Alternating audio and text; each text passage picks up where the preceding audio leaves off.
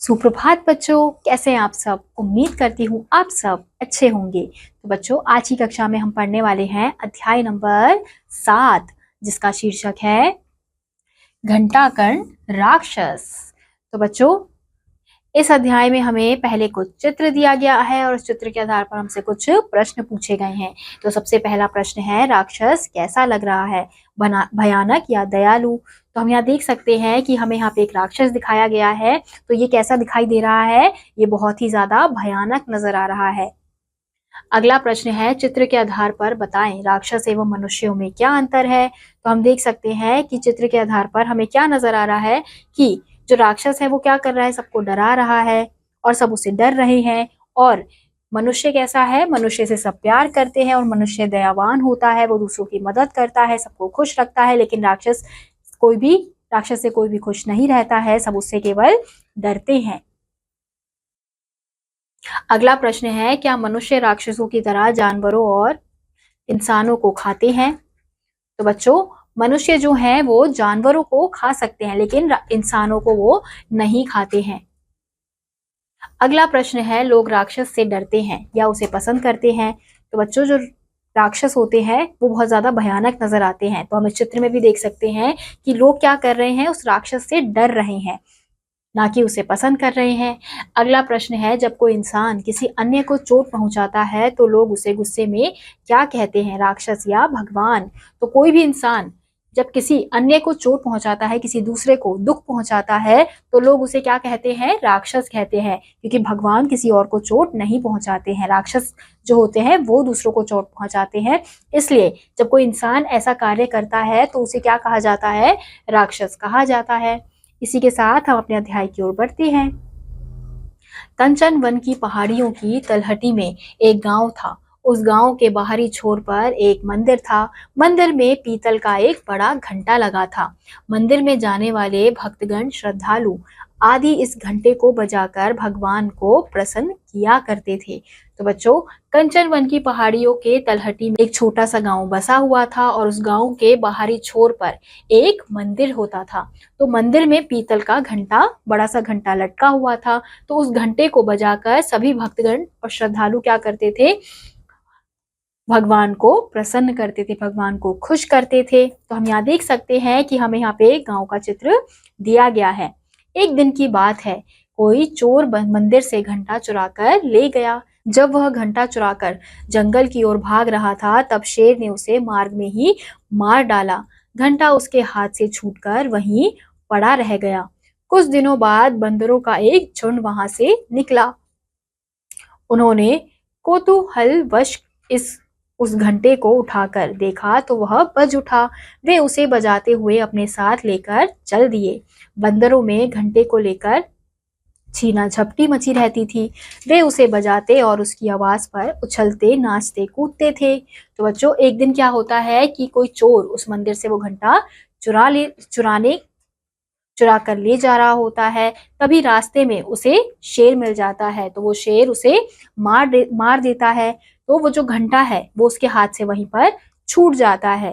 तो कुछ दिनों बाद एक बंदरों का झुंड आता है। तो वो जो बंदरों का झुंड है वो उस कौतूहलवश वाले घंटे को उठाकर अपने साथ ले जाते हैं। क्योंकि वो जो घंटा है, जब वो हिलता है तो वो आवाज करता है। तो वो आवाज जो है वो बंदरों को बहुत अच्छी लगती है। तो हम यहाँ देख सकते हैं कि हमें यहाँ पे इस घंटे का चित्र दिया गया है।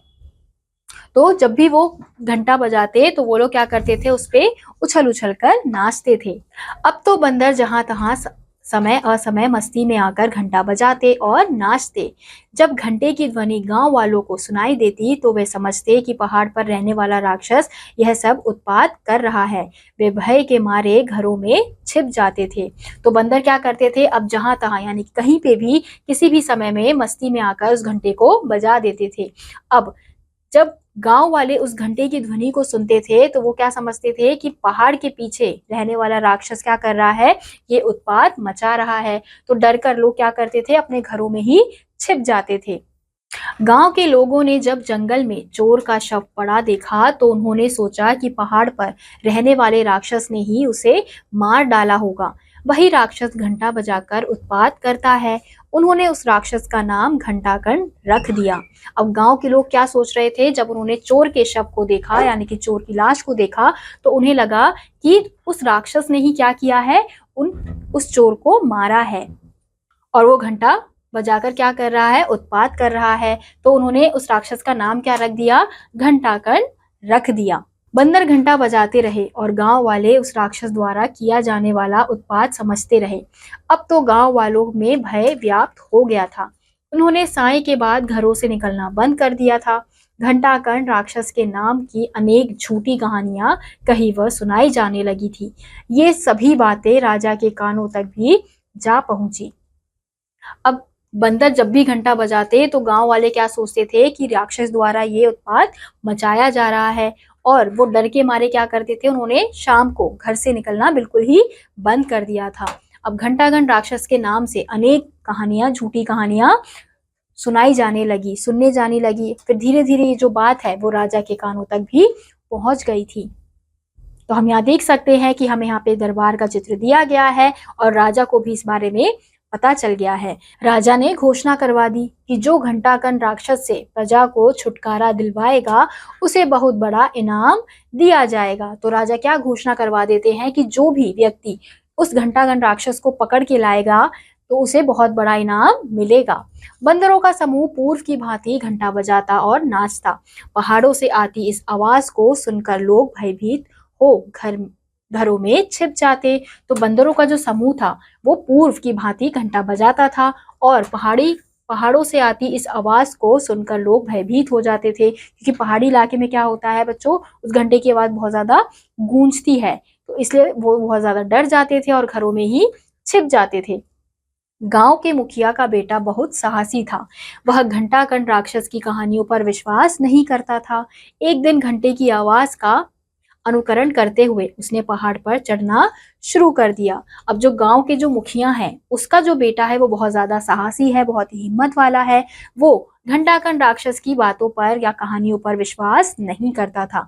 तो एक दिन क्या किया उसने, जब घंटे की आवाज सुनाई दी तो उसके अनुकरण, उसके पीछे पीछे जहां से वो आवाज आ रही थी, उसने उसी रास्ते पर चलना शुरू कर दिया था, पहाड़ पर चढ़ना शुरू कर दिया था। वह पहाड़ पर चढ़ता रहा, हालांकि वह थक कर चूर हो रहा था, तो भी उसने हिम्मत नहीं हारी और चढ़ता रहा। सुबह से दोपहर हो गई, उसने ना कुछ खाया और ना ही पिया। वह थक कर एक पेड़ के नीचे बैठ गया और उसकी आंख लग गई। तो वो पहाड़ पर चढ़ता रहा। अब वो थक कर चूर हो गया था, लेकिन इसके बावजूद भी उसने हिम्मत नहीं हारी। तब भी वो पहाड़ पर ऐसे ही चढ़ता रहा।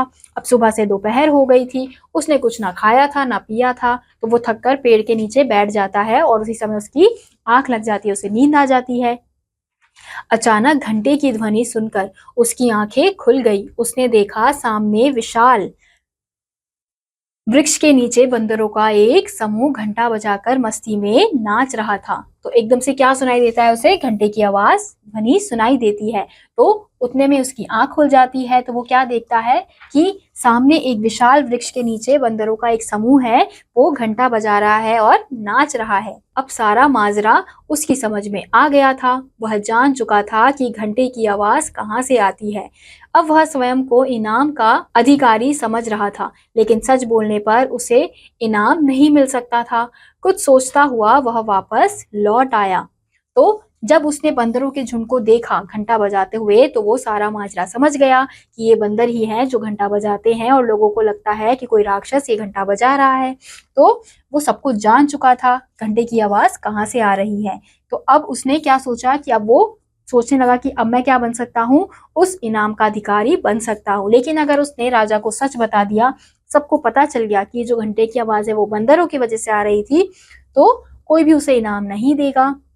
तो वो कुछ सोचता हुआ वहां से वापस लौट आता है। अगले दिन मुखिया का बेटा राज दरबार में गया और राजा से बोला, मैं अपने मंत्रों के बल पर घंटाकर्ण राक्षस को राज्य से भगा दूंगा और घंटा भी छीन लाऊंगा, परंतु इसके लिए मुझे एक यज्ञ करवाना होगा। यज्ञ में 5,000 रुपयों का खर्च आएगा। यदि महाराज यह धन उपलब्ध करवा दे तो मैं यह कार्य कर दूंगा। राजा ने तुरंत उसे रुपए दिलवा दिए। तो वो अगले दिन क्या करता है बच्चों, मुखिया का बेटा राज दरबार में जाता है और राजा से कहता है कि मैं अपने मंत्रों के बल पर ये घंटाघन राक्षस को वहां से हटा दूंगा और मैं उसे घंटा छीन लाऊंगा, परंतु इसके लिए मुझे एक यज्ञ करवाना होगा जिसके लिए मुझे 5,000 रुपए चाहिए। तो महाराज अगर ये धन उपलब्ध करवा देते हैं तो मैं ये कार्य आसानी से कर दूंगा। तो महाराज जैसे ही बात सुनते हैं तो वो उसे रुपए दिलवा देते हैं। मुखिया के बेटे ने टोकरी भर फल खरीदे और पहाड़ी पर उस स्थान पर गया जहां बंदर घंटा बजा रहे थे। दोपहर तक घंटे की आवाज सुनकर वह उन तक पहुंचा। भूखे बंदरों ने उसे टोकरी में फल लिए देखा तो घंटा छोड़कर वे उसकी ओर दौड़ पड़े। उसने फलों की टोकरी रख दी। सभी बंदर धक्का मुक्की करते हुए टोकरी पर झपट पड़े। उन्हें घंटे की कोई फिक्र ना थी। तो मुखिया का बेटा क्या करता है, टोकरी भर फल खरीद लेता है और उसे लेकर पहाड़ी पर उसी स्थान पर चला जाता है जहां पर बंदरों का समूह होता है। तो भूखे जो बंदर होते हैं वो टोकरी के फलों को देखते हैं तो वो घंटे को छोड़ देते हैं, उन्हें घंटे की कोई फिक्र नहीं होती है। वो बंदर धक्का मुक्की करते हैं लेकिन अब वो घंटे की फिक्र नहीं करते हैं। तो हम यहाँ देख सकते हैं किस प्रकार से जो बंदर है वो घंटा बजाकर नाच रहे हैं। फिर मुखिया के बेटे ने घंटा उठाया और बंदरों की नजर बचाकर पहाड़ से नीचे उतरकर गांव में चला आया। चारों ओर खबर फैल गई कि वह घंटाकन राक्षस को मारकर उसे घंटा छीन लाया है। अगले दिन राजा ने उसे पुरस्कार से सम्मानित किया। अब किसी को घंटाकन राक्षस के घंटे का स्वर सुनाई नहीं पड़ता था। राज्य में प्रजा सुख से रहने लगी। तो मुखिया का बेटा क्या करता है, घंटा उठा लेता है बंदरों की नजरों से बचाकर। फिर वो घंटे को लेकर नीचे गांव की तरफ उतर जाता है और चारों ओर खबर फैल जाती है कि मुखिया के बेटे ने उस घंटाकन राक्षस को मार डाला है और वो घंटा छीन कर लेकर आ गया है। फिर अगले दिन राजा उसे पुरस्कार से सम्मानित करते हैं। अब किसी को भी घंटाकन राक्षस से घंटे की स्वर नहीं सुनाई देती थी और सभी उस राज्य में अच्छे से रहने लगे थे। तो बच्चों इसलिए कहा जाता है कि अगर आपको कोई भी कठिनाई नजर आती है तो आपको उस समय क्या करना चाहिए, सूझबूझ से काम लेना चाहिए, समझदारी से काम करना चाहिए। अगर आप उस समय डरेंगे तो वो जो डर है वो आपको और ज्यादा डराता है। तो आपको क्या करना चाहिए, उस समय हिम्मत से काम लेनी चाहिए। अब जैसे मुखिया का जो बेटा है उसने हिम्मत से काम लिया, उसने जाके देखा कि ये आवाज आ कहाँ से रही है और फिर जब उसने देखा कि ये आवाज बंदरों की वजह से आ रही है तो उसने समझदारी से क्या किया, उसने पुरस्कार भी पा लिया और उसे वो पैसे भी मिल गए। तो इसी के साथ आज का यह अध्याय यहीं समाप्त होता है। उम्मीद करती हूँ आपको यह अध्याय समझ आया होगा। मैं आपसे मिलूंगी अगली कक्षा में, तब तक के लिए आप सभी बच्चे खुश रहिए और पढ़ते रहिए।